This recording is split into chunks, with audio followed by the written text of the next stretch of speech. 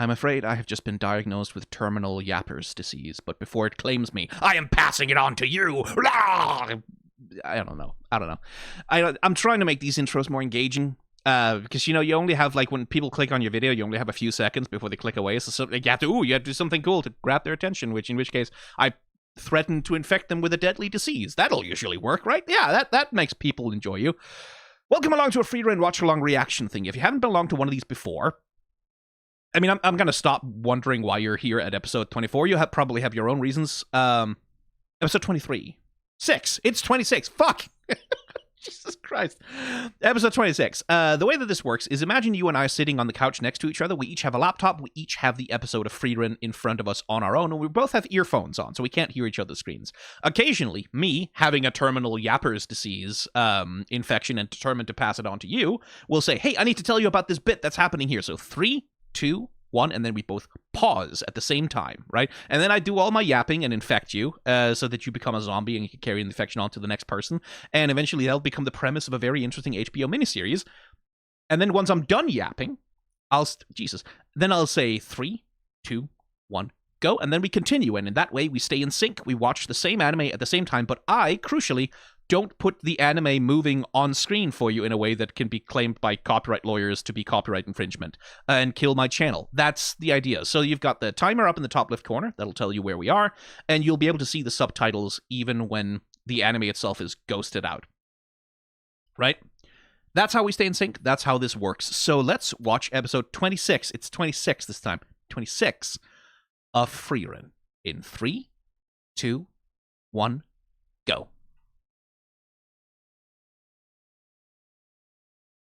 That hair animation is gorgeous.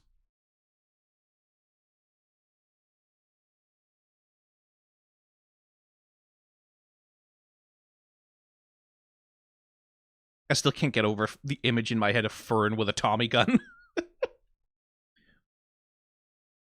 Don Frieren says hello. If you didn't watch the last episode, that makes no sense to you.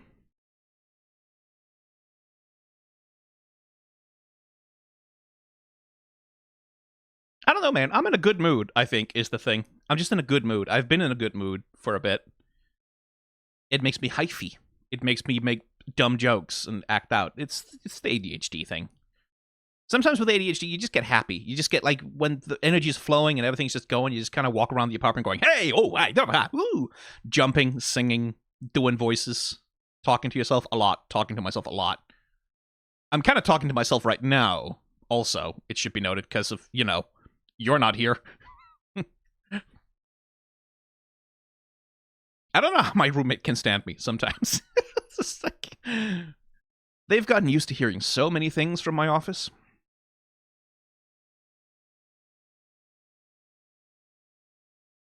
It's definitely making me extra yappy, too, which, as I understand it, that's why some of you perverts are here. Weird little freaks. But okay, I'll indulge your fetish. Again, why am I talking like this? Why am I doing this?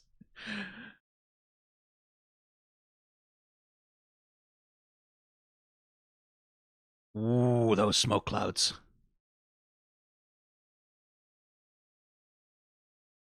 But okay, yeah, so that one spell didn't do the trick, huh? Literally summoning a fucking black hole. Oh, come the fuck on! Oh, you motherfuckers.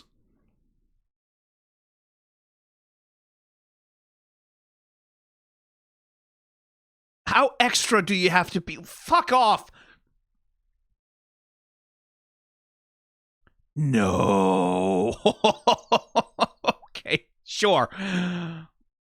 Oh my god.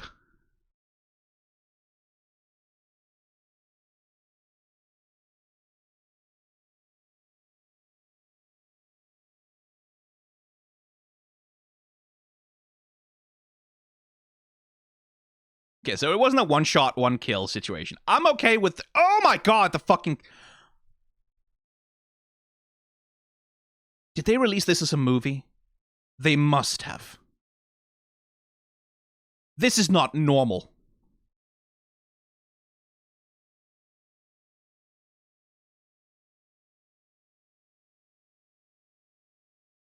Okay, 3, 2, 1, pause.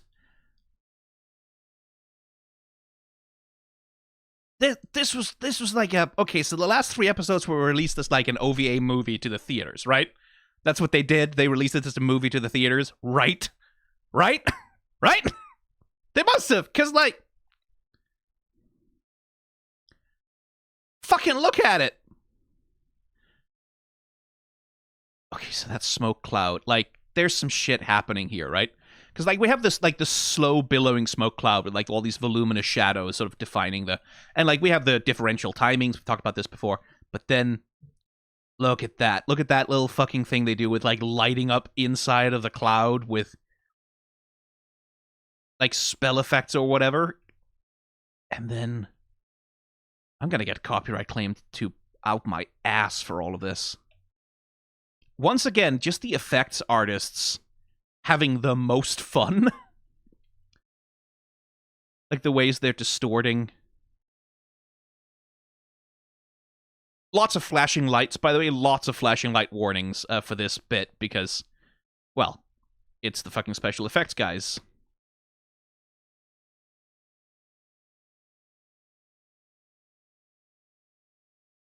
So there's a combination happening here of digital effects like this. All of these fucking particle effects, for example. That's just like, that's straight up just like the kind of thing you can get as standard in like Adobe After Effects.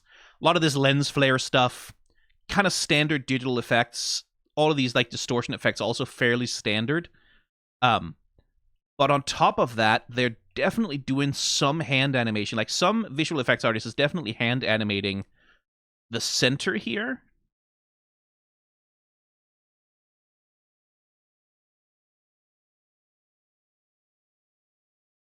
Again, sorry for all the flashing. Like sometimes like the way these effects are composited reminds me a little bit of like the way that you'd see sci-fi special effects done in like low budget 70s cinema. Like where you're just kind of like overlaying them on top of the original footage. But they're doing a bunch of hand animation on like the little orb thing in the center with all of these like distortion effects flashing across behind it to really like sell the idea that this is just so much power. And like the character animator is also doing a tour de force here, in fairness. Like really, again, I really, really, really like that as this sort of sucking, distorting void comes up, you can see how it actually pulls Frieren's cloak into sort of a spiral suction around itself as well, and then like it pulls it all the way, but it creates that spiral motion, right?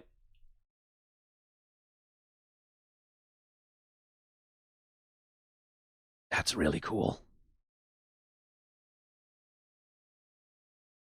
And then this fucking shot. Like, go to hell, Madhouse. Right? Because here they're doing some funny little things, right? So Frieren is moving on twos, right? She's moving on twos. We got the spell effect moving on twos as well. But then we have got the rocks in the background moving on like, okay, let's see, what is this? This is 1, 2, 3, 4, 5, 6, 7, 8. 8. They move on 8s.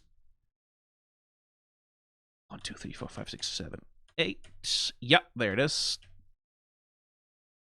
And then the rocks that are rotating around the center of it, like moving on 8s rather than 2s or 1s. Like this bit here.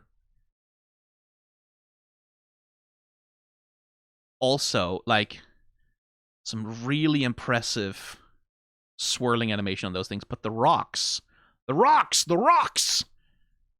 moving on 8, so they get this like it simultaneously looks like slow motion, but also just like it looks uncanny in a weird way. And then again, like the fucking lighting artists, right? Like the lighting artists who are having to manage all of this spectacular shit. Look at the way they project the shadows behind the rocks. Look at the way how they literally change, like as the rocks here are passing over the source of light, they are managing that directionality. They are managing to match the direction of where the rocks are relative to the light source. That's Not trivial. That's not easy. That's craft, man. And then this fucking shot, just because of, with even more, like, lots of clever...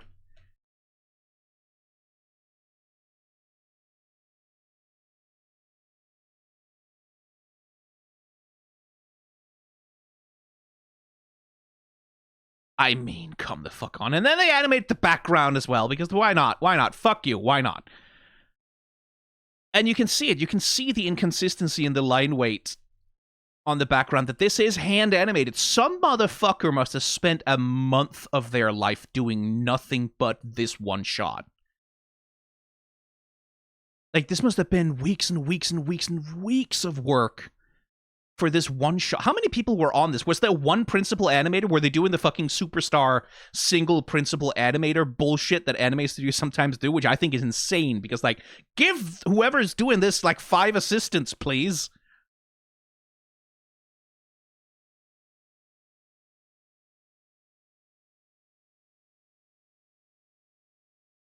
Like, this is absolutely rock fucking bonkers.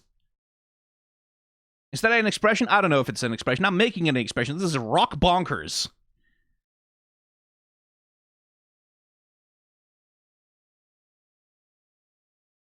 Like, come the fuck on, man. That's...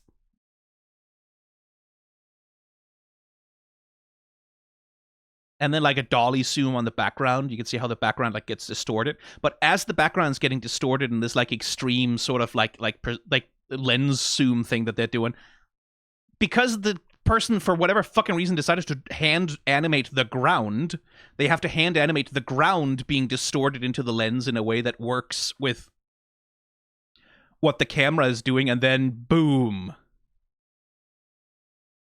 Smoke clouds. And then this fucking shot of the hair whipping around Frieren's face.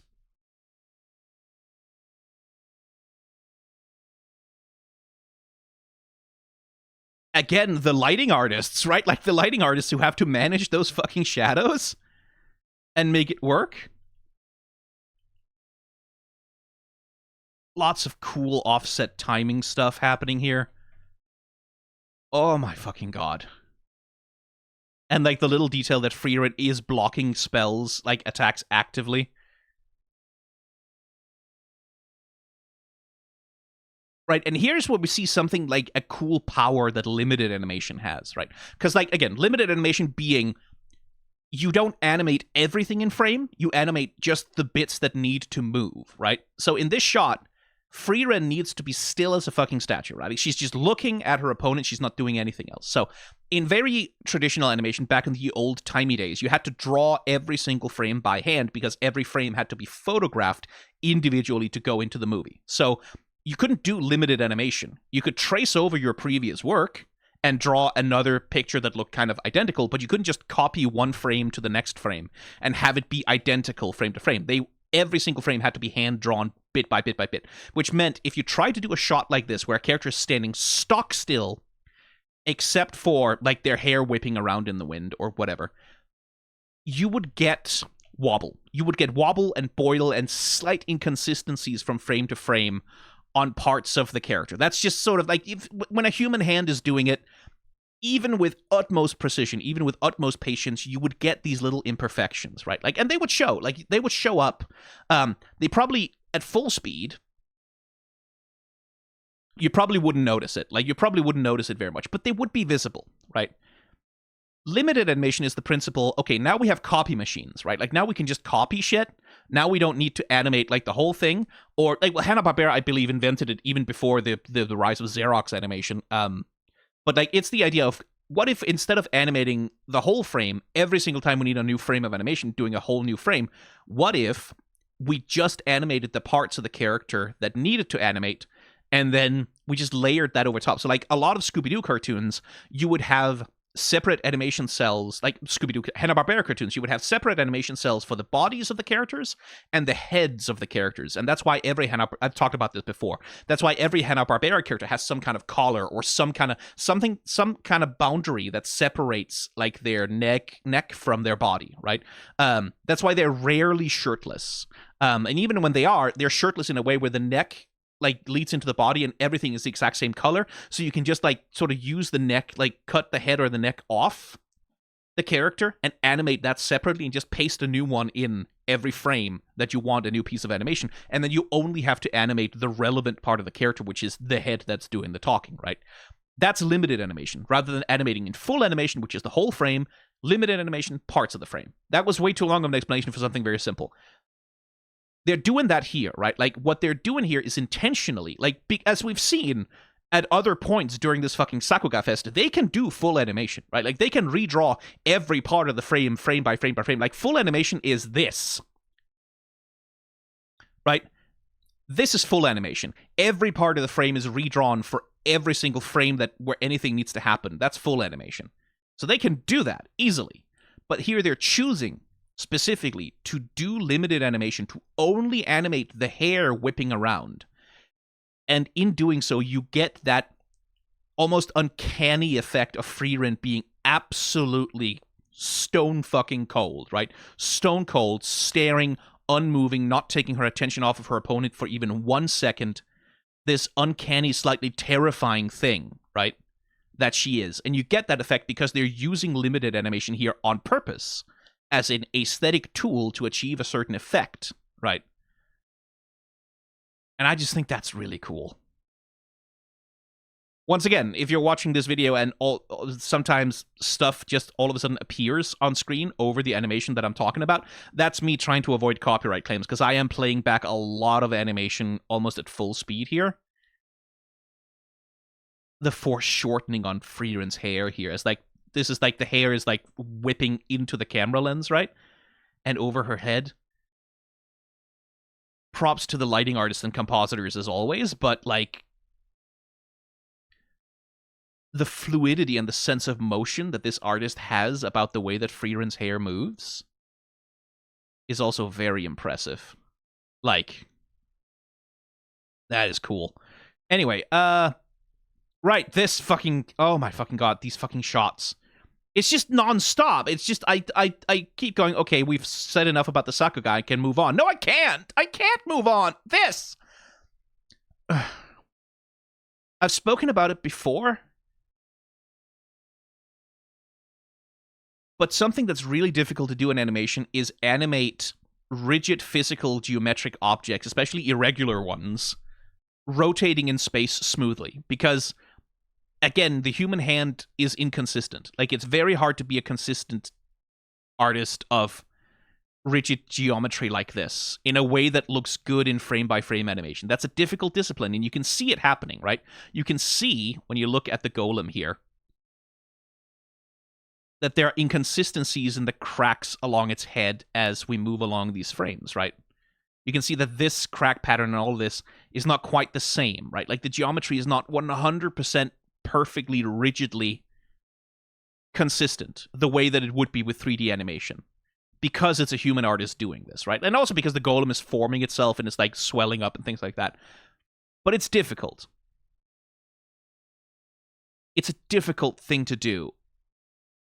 It's the kind of animation work that just takes a long fucking time, right? It's the kind of animation work that just, like, if someone wants to do this in an animated movie, they need to give an animator a long time to get this shit right, to make it work, right? Like, to get the weight and the motion and the consistency of these drawings right. They need assistance. They need, like, it's difficult. It's hard. That's the point. It's difficult. It's fucking difficult. And just the fucking golem, and then next...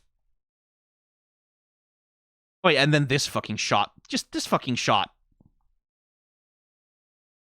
Where, again, I have to imagine this especially was rotoscoped over a 3D model of the arena. But it does seem to have been rotoscoped. Like, it doesn't look like it's just shaders doing this. Like, I think, no, it's not. Jesus fucking Christ. Okay. I was ready to say, okay, the pillar here behind what's happening. Oh, wait, no, maybe it is. Exactly. Oh, is it, are they doing a model swap? Is that what they're doing? Like, here, it's hand-drawn. But then here, they swap it for a 3D model? I think maybe that's what they do. I think it's hand drawn here, and then they created a 3D model to swap in, and then they sort of to rotoscope over, something like that, maybe. Either way,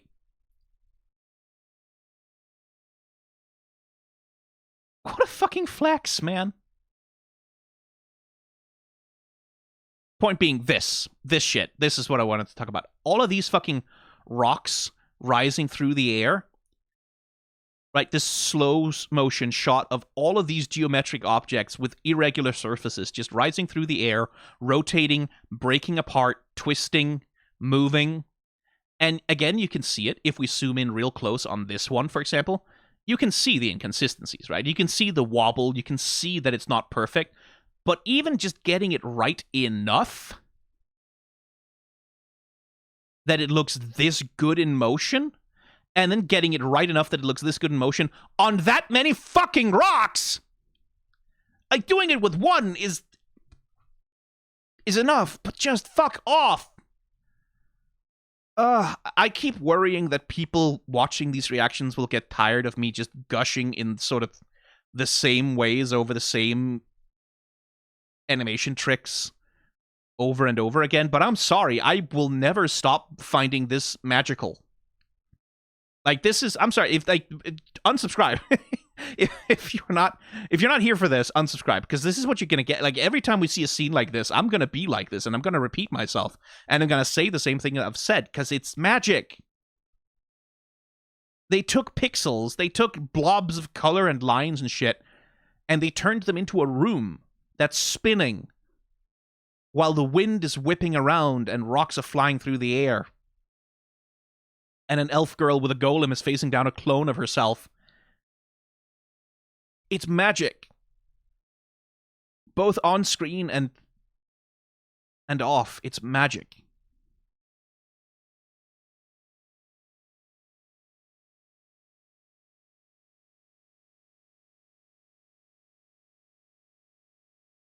God, it's cool. Oh, I love animation. Anyway, this might be a long one. If this is the level of Sakuga the Hoi, look at that fucking painted background as well. What a gorgeous hallway. If this is the level all the way through, this might be a very long one. 3, 2, 1, go.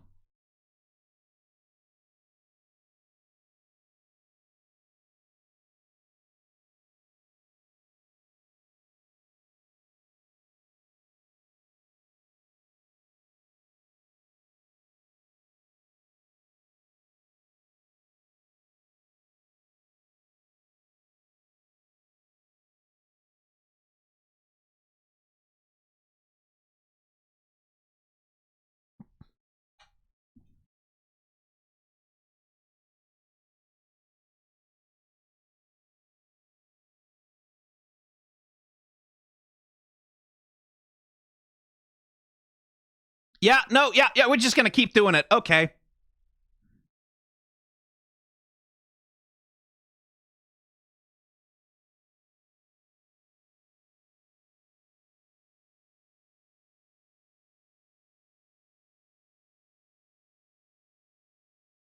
Oh my god.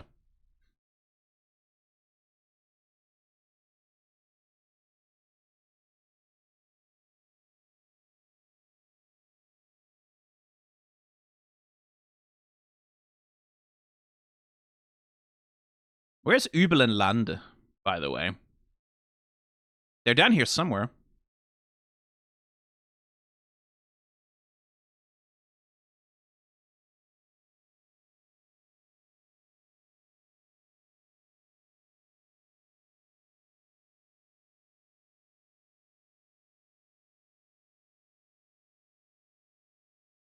Okay, who's Denkin's best matchup then? I could stop and gush about all of that, and I want to, but I also want to finish the episode before, next week.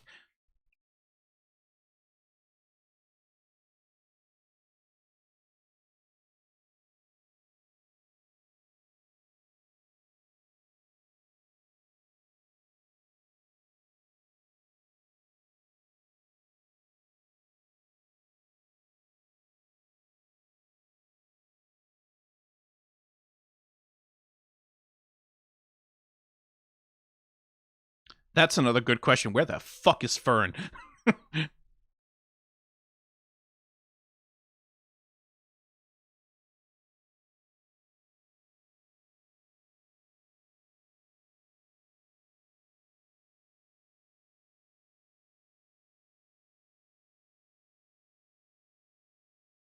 Does it not?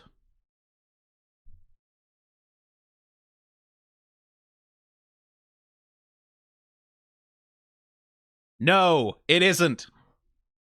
But I do like the anime is clearly on my side about this. Isn't this a kind and peaceful test? Well, not so fucking much.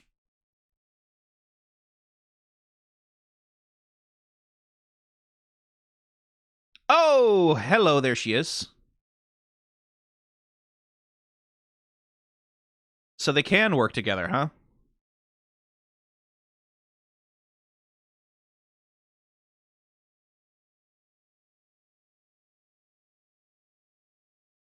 Oh, the fucking hair animation.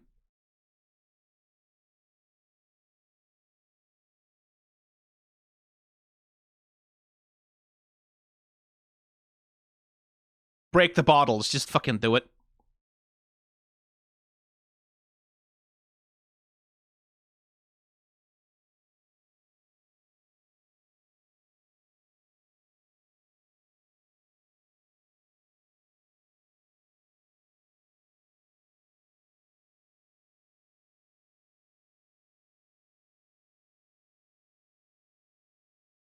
There's so much good animation all the fucking time.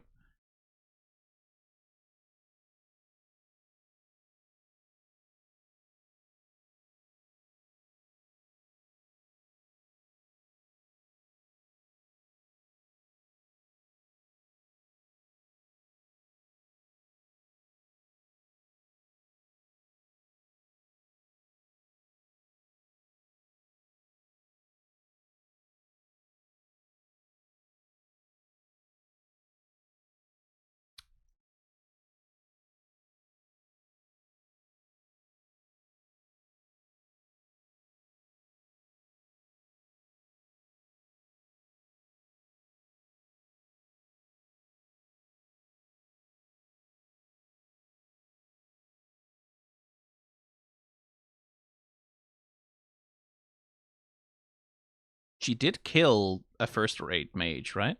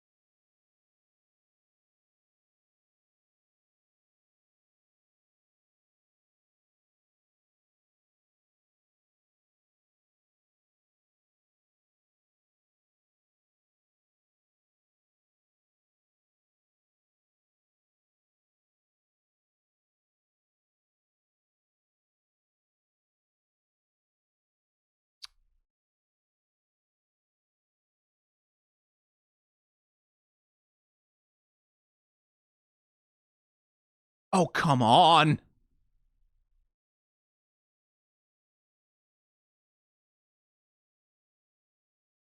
Oh, what a cross cut. 3, 2, 1, pause. Jesus. Jesus Christ. Jesus Christ. Okay, Jesus Christ.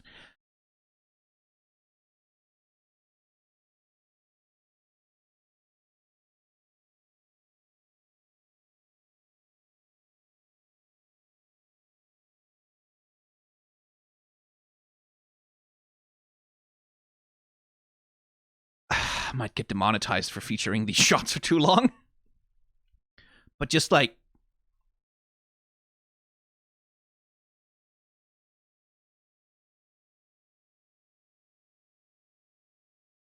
yish. Interesting that it doesn't go for kill shots. Right? That's left side. That's right above his heart, right? That's probably through the kidney. But it doesn't go for the neck. It doesn't go for the head. It doesn't go for kill shots. It did the same thing with Era, right? It disables, but it doesn't kill by the looks of it. It just kind of threatens to. And I wonder if that's just narrative convenience in the sense of we don't want these characters to die yet. Or if that's because there's genuinely something about this thing. Like that her pacifism is causing it to fight in a way where it only prioritizes disabling and doesn't prioritize killing.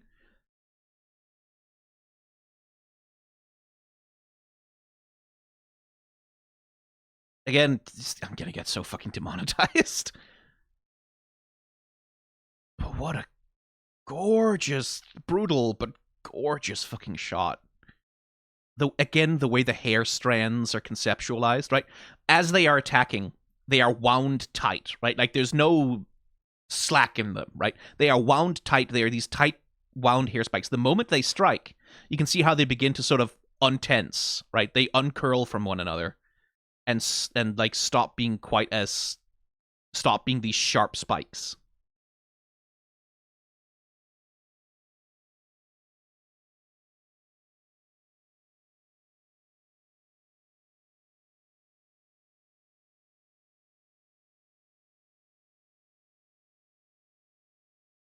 Okay.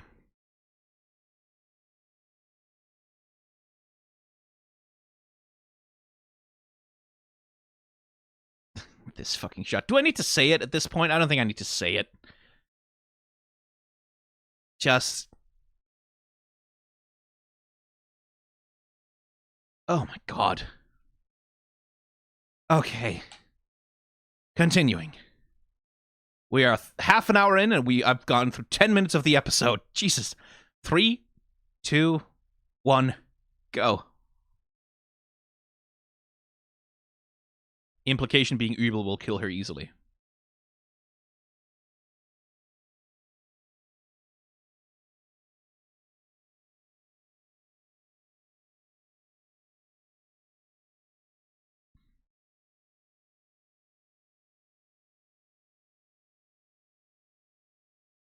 He also has generic NPC character design, so...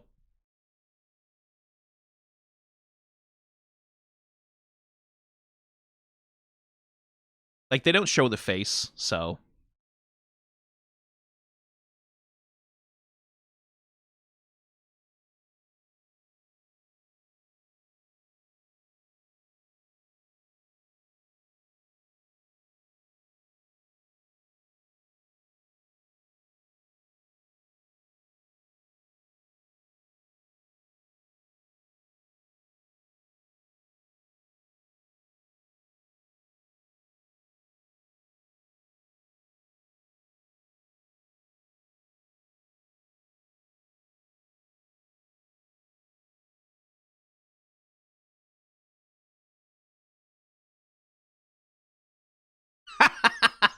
Oops.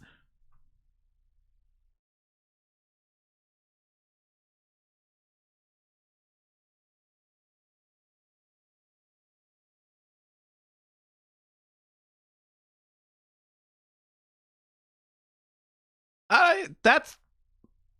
She can just leave? She murdered a guy!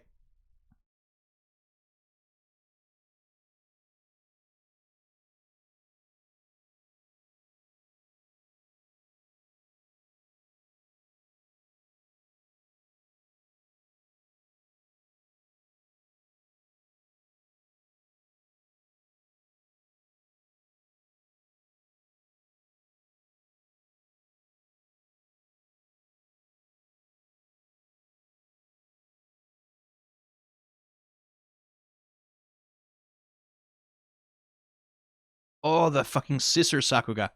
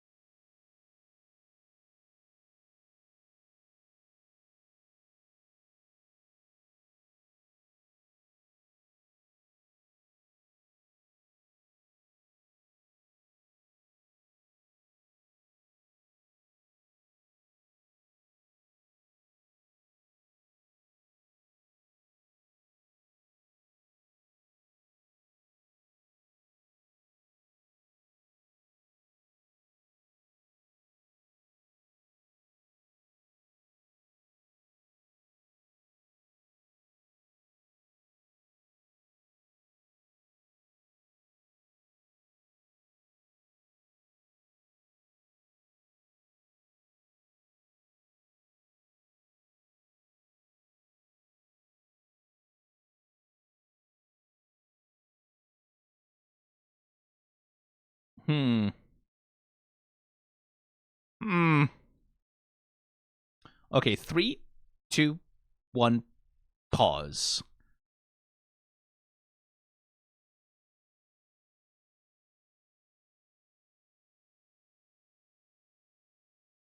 Hmm. So I talked about Übel a little bit in sort of the context of like whether or not she's meant to be a depiction of some form of sociopathy or psychopathy, like one of those like mental health diagnoses, or what exactly is going on, like what exactly is she coded as. And I don't mean that in the sense of she literally in the lore of Frieren inside of the universe would have a diagnosis of, right? Like that is not what I'm talking about. What I'm talking about is the way that her story is told. What kinds of tropes, what kinds of real world ideas is being drawn upon in order to construct her characterization. Like what is she drawing on to construct this kind of character um in the narrative, right?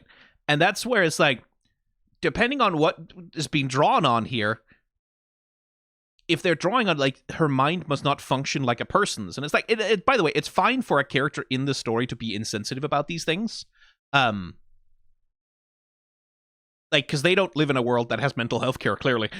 It's like they don't have like the sort of sensitive politically correct language about it, just to say that a person who has like, whether it's like, given what we're dealing with here is like Übel's particular ability to imagine, right? Like her ability to project an intuitive image onto the world. Like that's when we get into stuff like neurodivergency, right? Like that's when, like, are we drawing on the idea of someone who is very heavily autistic, and that's why she's sort of has this fixation with trying to empathize with people in order to figure out how they work, how they function as like a puzzle solve? Are we drawing on those tropes? Because if so,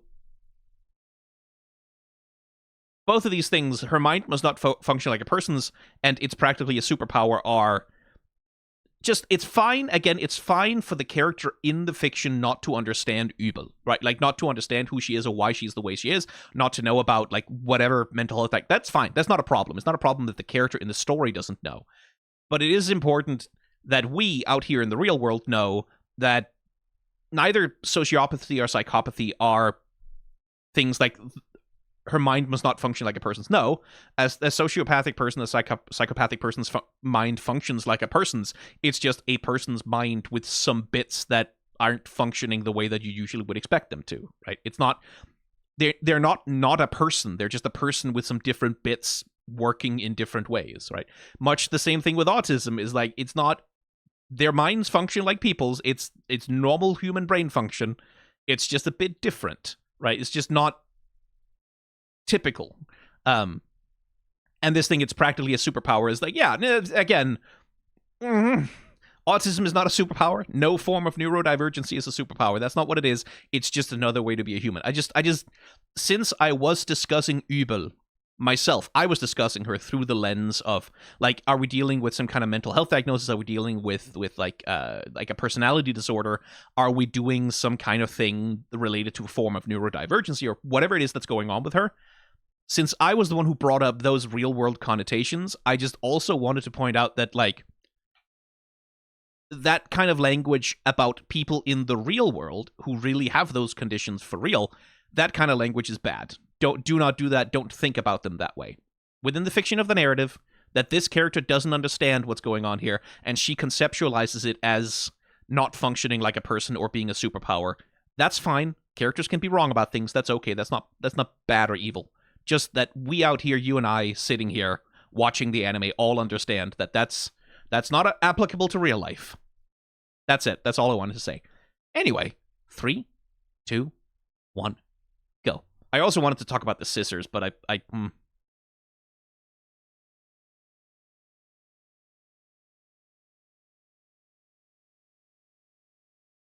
what a terrifying thing to say to her.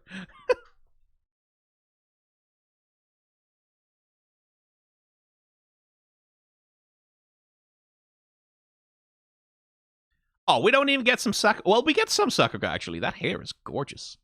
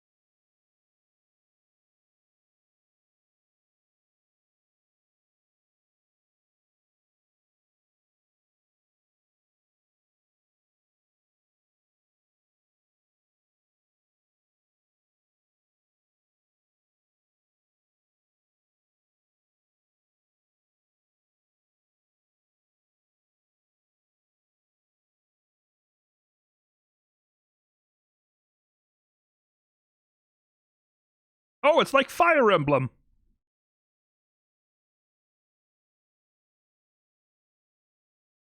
Nice little dangling feet thing there.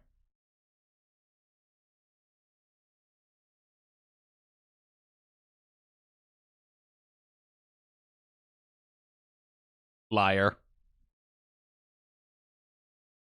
I don't make a habit of trusting others. Yes, you do.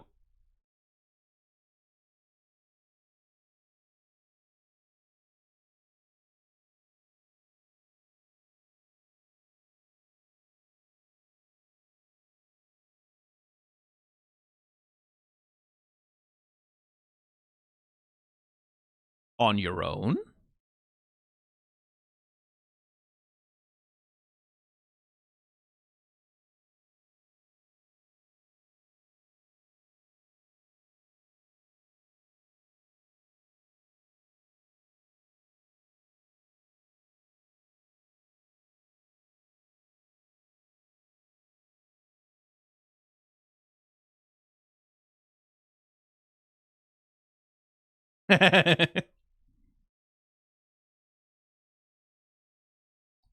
Oh, I really hope Fern doesn't kill her.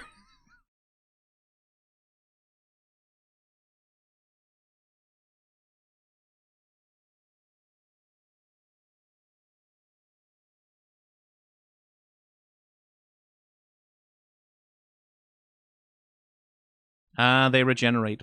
It wouldn't be that easy, would it?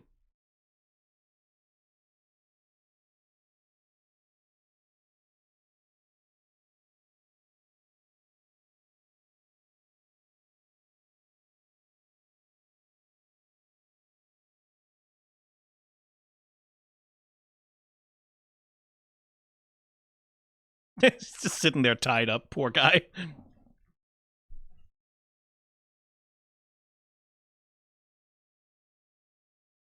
Woo, nice. Oh, come on! Binding magic on the staff, that's cool.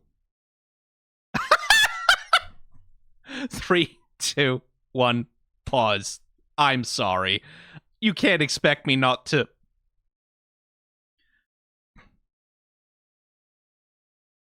Okay, first of all, that little, like, the staff connects, right? And then we get these tendrils of binding magic. Right? And we get this, like, we get that classic timing of, like, the slow tension and then snap, right? Where, like, they come out quick, zoosh, and then they just, like, stay, and you get this, like, building up, building up, building up, building up. They're sort of slowly dissipating, and then, yoink! They snap taut, and then we get, like, the just good timing on that shit. But also, you cannot expect me to literally like a sniper in a tower. That's my fucking. That's like,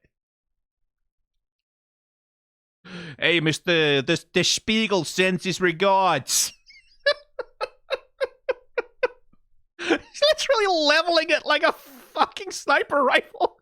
Oh my god, that's so fucking funny. I will never stop seeing Fern as a fucking mob enforcer now. It's just... Oh no.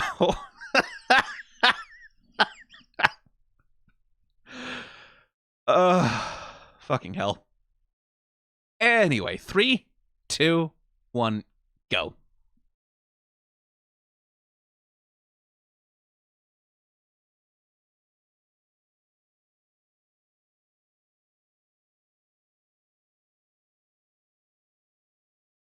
One wonders where the Spiegel is getting all that fucking mana from.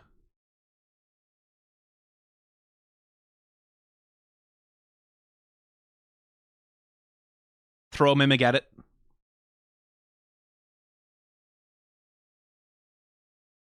No one thinks my plan is good.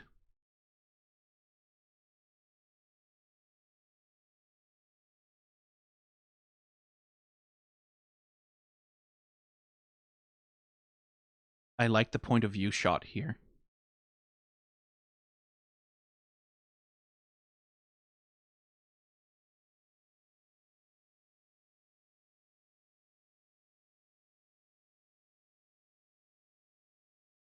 Jesus!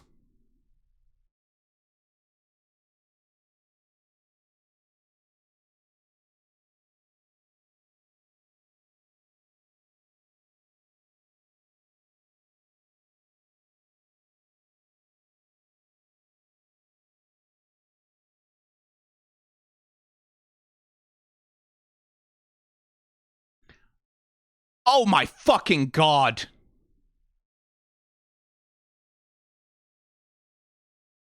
Uh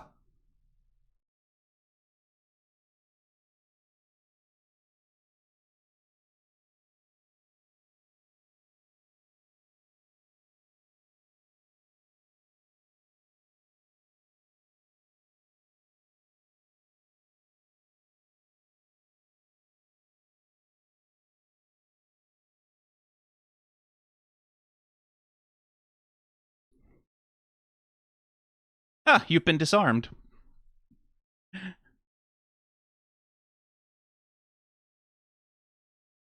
I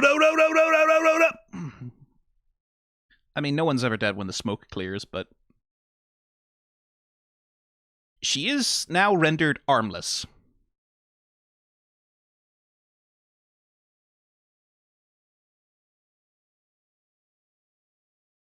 Whew. Oh, that's a broken staff.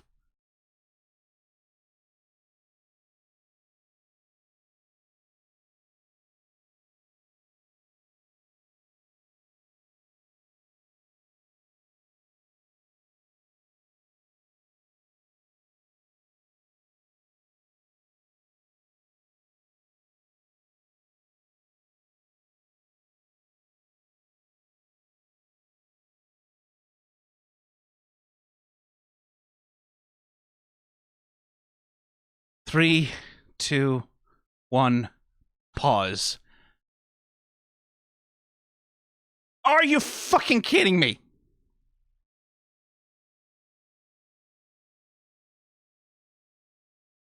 Okay, first of all, I really, really like... Because this is, like, Frieren is like, I'll have to do it after all, right? Like... And then we get this point of view shot, looking at the plan, and then Fern... and a hand on her shoulder, right? Like, that universal gesture of trust and care.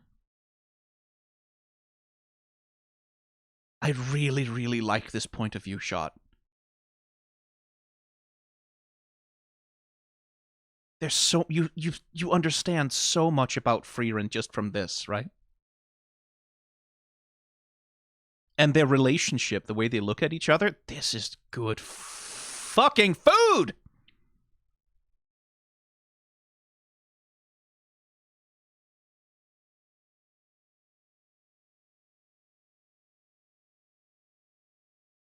Right, the little tap on the oh my god. And then this is a little bit of like a point of view shot for Fern, right, as Frieren is walking away. And I underestimate you, and she's so happy to get that praise, right?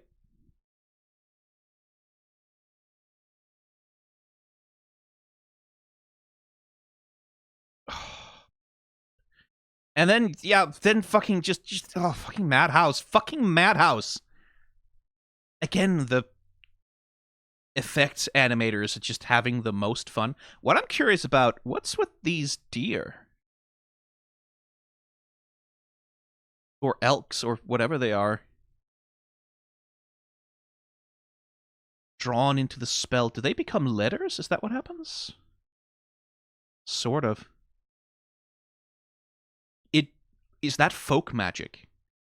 Is that what it is? Like, it sort of reflects spiritual folk practices or something? Like, she learned this in like a mountain village somewhere that Sari would never have gone to look? Is that what it is? Absolute color orgy as well. Like, really just the effects animators just having the most fun of their lives, as well as fucking rocks floating in space. Yeah, sure, let's add in some of those animated on ones, by the way. Animated on ones, just because of fuck you.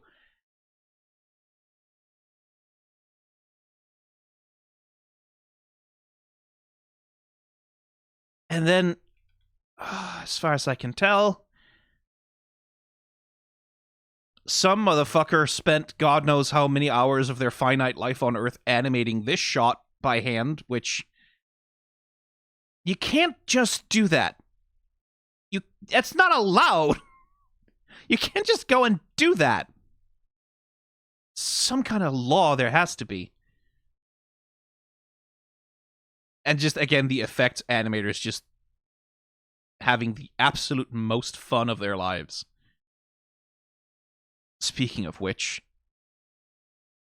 like, we're fully doing Super Saiyan shit here, right? But if we're gonna do Super Saiyan shit, let's do it better than Dragon Ball ever has. By instead of like a flame, it's a tornado, right? Instead of like a Super Saiyan fire aura, it's a tornado. It's like a raging storm of power.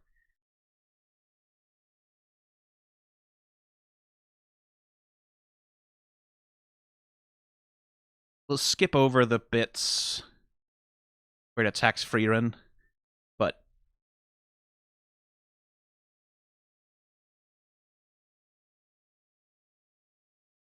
it's a nice shot. Look at that.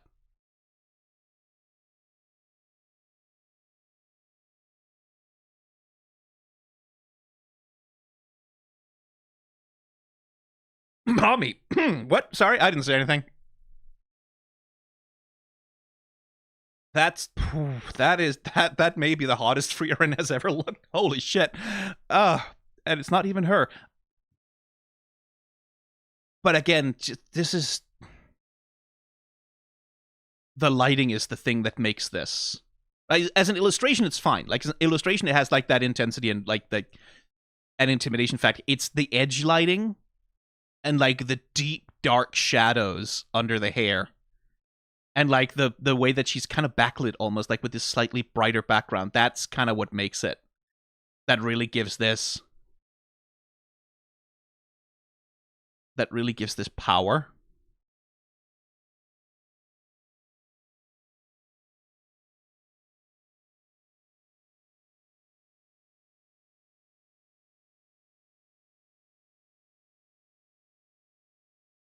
Oof.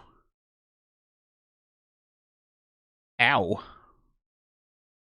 And the staff shattered. Now, that feels like kind of a big deal.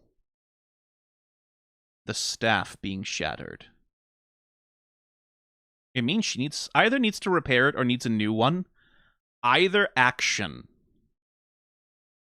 is interesting. Because the staff is so much Fern's power, right? It's her sniper rifle. The staff is so much like a representation of Fern and her power in, like, character design, right? Think of Fern's staff and the way that it's put together and designed relative to all the other staffs that the other mages have, right? All the other mages, there's a tendency for their staffs to be like one of the Viable has like a wand-like thing, but most of the mages, they have fairly thin staffs, right? Like that acts often as like spears or glaives, kind of in combination, or like they are very thin, they are very narrow, they are very beautiful. Like, they are these beautiful objects of art, a lot of craftsmanship in them. Fern has a fucking stick, right? Fern has a stick with metal bits and cloth wrapped around it, right? That's a very different thing. And like with the staff being as a reflection of the mage's personality, right? It's like a little bit like, you know, lightsabers for Jedi, right? I'm very curious to see what they, like, if they just repair the staff to be as it was, or if this marks a transition point for Fern, right? Where she gets a new staff that's notably different.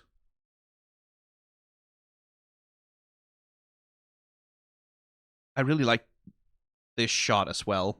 Because, like, the idea is that there's the intense magical power, telekinesis power, whatever, that's slamming Fern into the wall, and you can kind of see it in, like, the shaking and vibrating of the other things there, and like how the cracks are forming as she's being pressed harder and harder and harder into the wall itself. Tries to get up and then stoosh, nope. You're staying right where you are.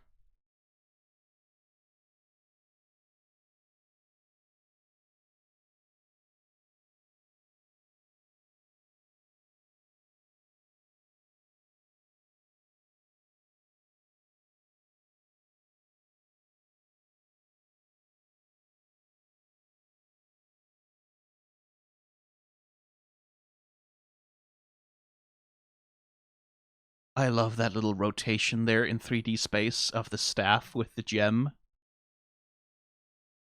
I really like that.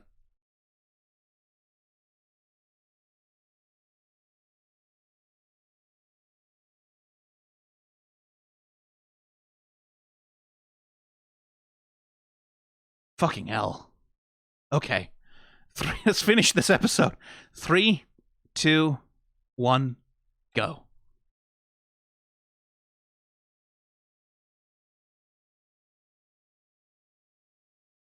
Against the Demon King, huh?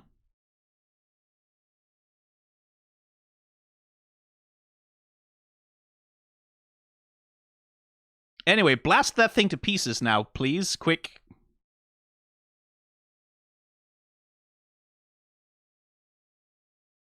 Thank you. Good.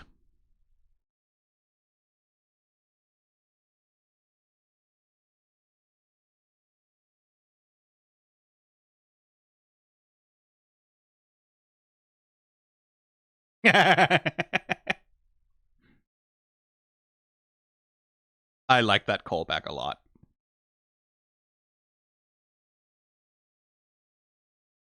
Hey, treasure.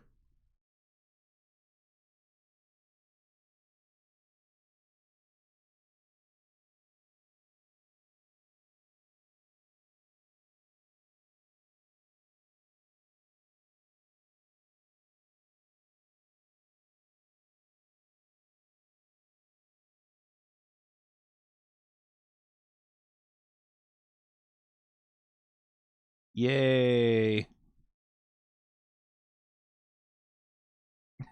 It'd be very funny if... Yeah!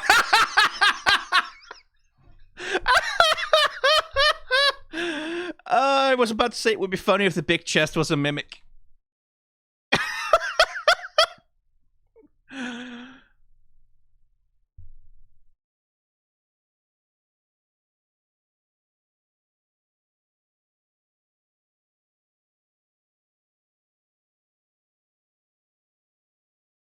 Yeah.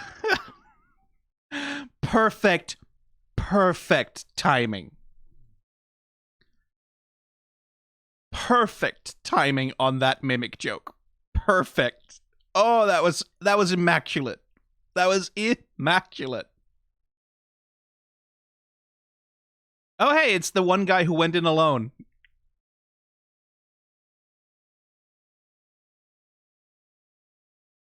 Oh, she's gonna have some complicated feelings about Kanna passing and she's not.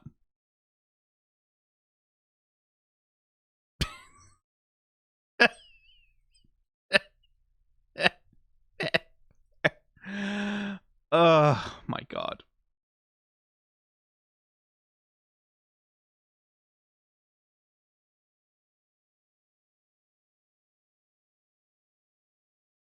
I was literally I was just about to make the joke, wouldn't it be funny if the big chest was a mimic? I was literally about to do it and then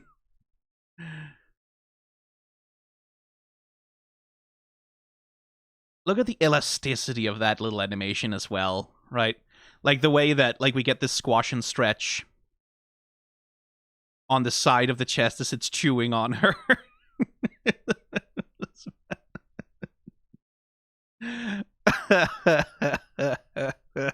You got me, Frieren. You got me good. You got me good. I'll give that to you.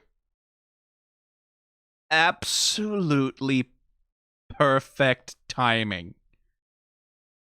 Absolutely immaculate. And it's even better because clearly she's already been through like 2 other chests and they were both mimics and she still went for the last one. Like, clearly this is like the 3rd time that's happened. Oh my god.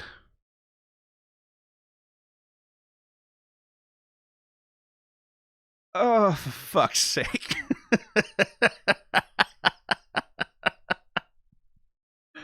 Oh, that's so fucking good. Like I said, just throw a mimic in there. I really desperately, badly wanted like an alternate cut of the scene where it's just, oh, it's a clone of Frieren. Throw a mimic in there. Like, boom, done with, dealt with. Oh, Jesus Christ.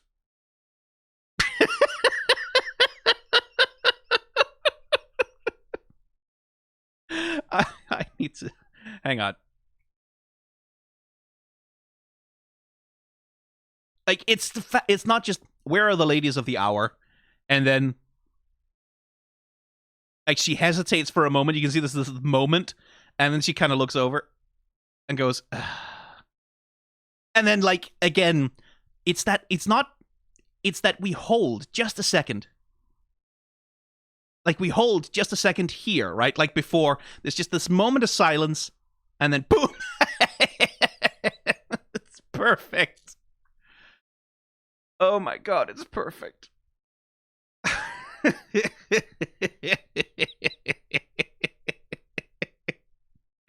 Oh, that's the perfect ending. That's perfect. That's perfect. It's perfect. I know notes.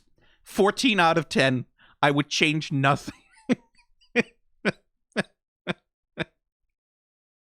It's just the power of the callback, right? When you're not expecting it. I was genuinely not expecting. I thought it was like, oh yeah, like, wouldn't it be funny, haha, if the big chest was a mimic? I thought I was being clever. I thought I wasn't. I didn't see it coming. Oh my god, that's good.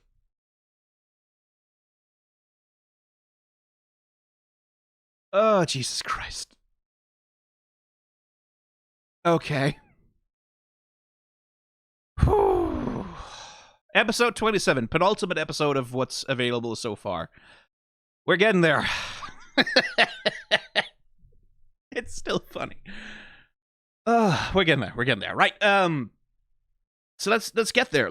Next episode. Let's do that. But if you want to see that, you just like, comment, subscribe, etc. If you want to see it right now, before anyone else gets, well, probably a bunch of people have seen it before you at this point because we're kind of late into. But you can get early access by becoming a member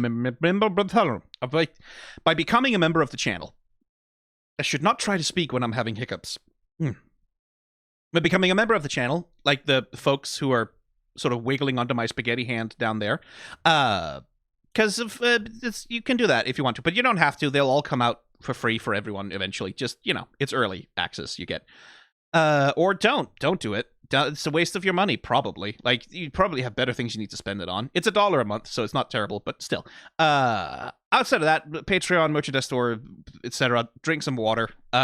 Goodbye.